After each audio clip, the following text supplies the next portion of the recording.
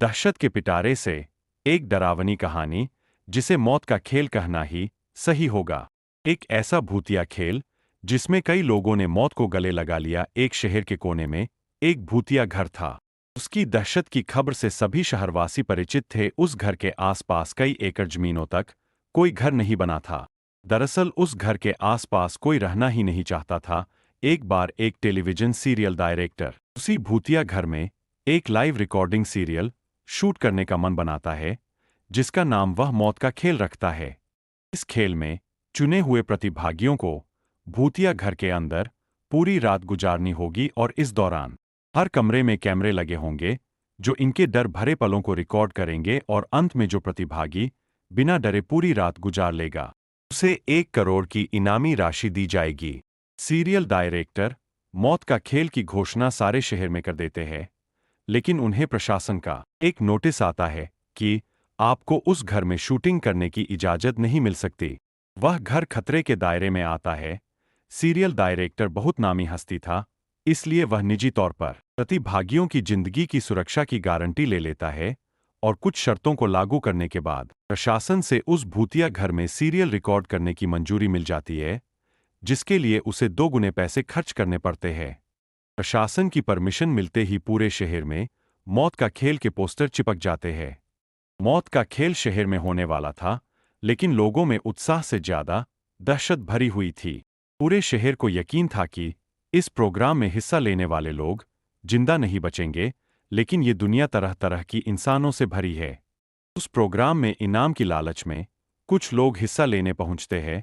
सभी प्रतिभागियों को उनके नंबर दिए जाते हैं और साथ ही उनके हाथ में एक इलेक्ट्रिक ब्रेसलेट बांधा जाता है। यदि उन्हें डर लगे तो वह उसमें लगी बटनों को दबाकर इस प्रोग्राम से बाहर आ सकते हैं। प्रतिभागियों में 12 लड़के और 3 लड़कियां होती है।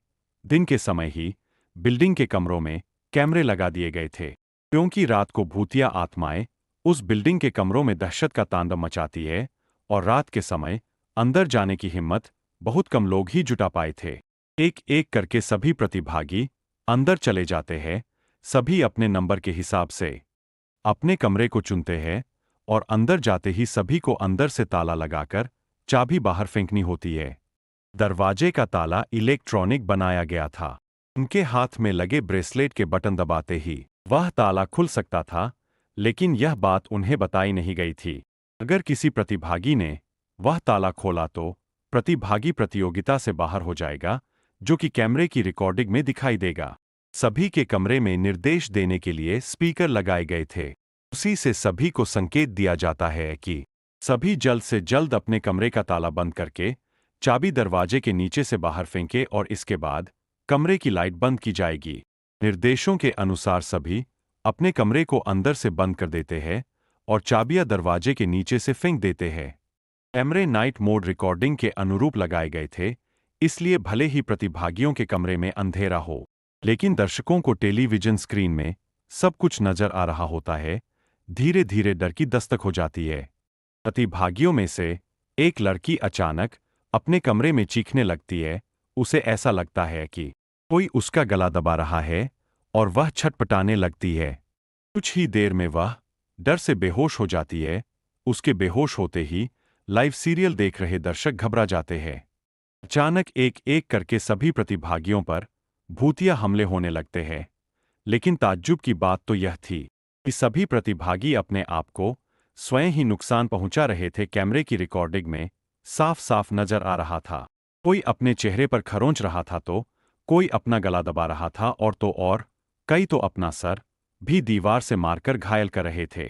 दर्शकों का डर बढ़ते देख बिल्डिंग के नजदीक सरकारी अधिकारी पहुंच जाते हैं, क्योंकि प्रोग्राम को प्रशासन की शर्तों के अनुरूप रिकॉर्ड करने की परमिशन दी गई थी, जिनमें से एक शर्त यह भी है कि यदि किसी प्रतिभागी को शूटिंग के दौरान मेडिकल की जरूरत पड़ेगी तो तुरंत डॉक्टर उपलब्ध करवाया जाएगा और जब सभी प्रतिभागियों को लाइव रिकॉर्डिंग में चोट लगने लगती है तो सभी प्रोग्राम को रोकने की आवाज उठाने लगते हैं। रातों रात प्रशासन पर दबाव बढ़ जाता है। दर्शकों में दहशत फैलते देख प्रोग्राम का प्रसारण रोकने के आदेश आ जाते हैं। तुरंत प्रोग्राम का टेलीकास्ट रुक जाता है और अब जद्दोजहद होने लगती है सभी प्रतिभागियों को बचाने की। फायर ब्रिगेड की गाड़ी बिल्डिंग के बाहर पहुंचती है, लेकिन रात के समय उस भूतिया बिल्डिंग के अंदर जाने की हिम्मत फायर फाइटर्स की भी नहीं होती। सभी बाहर से खड़े होकर प्रतिभागियों की मौत का तमाशा देख रहे थे, क्योंकि सभी उस बिल्डिंग के खूनी इतिहास से अच्छी तरह वाकिफ थे। कमरे में लगे हुए स्पीकर की मदद से सीरियल का डायरेक्टर प्रतिभागियों को ब्रेसलेट का बटन दबाकर बाहर आने का निर्देश देता है, लेकिन किसी प्रतिभागी को स्पीकर से कोई आवाज सुनाई नहीं देती और नहीं प्रतिभागी इतने कंट्रोल में थे कि वह ब्रेसलेट की बटन दबा सकें। देखते ही देखते सभी प्रतिभागी लाइव रिकॉर्डिंग में ही आत्महत्या कर लेते हैं, लेकिन सब जानते थे कि यह भूतों के द्वारा किया गया नरसंहार है। सुबह होते ही सबकी लाशें निकाली जाती है और सीरियल डायरेक्टर को भारी मुआवजे के साथ कई साल की जेल की सजा सुनाई जाती है और उस बिल्डिंग को हमेशा के लिए नो विजिट जोन घोषित कर दिया जाता है और इसी के साथ यह कहानी समाप्त हो जाती है।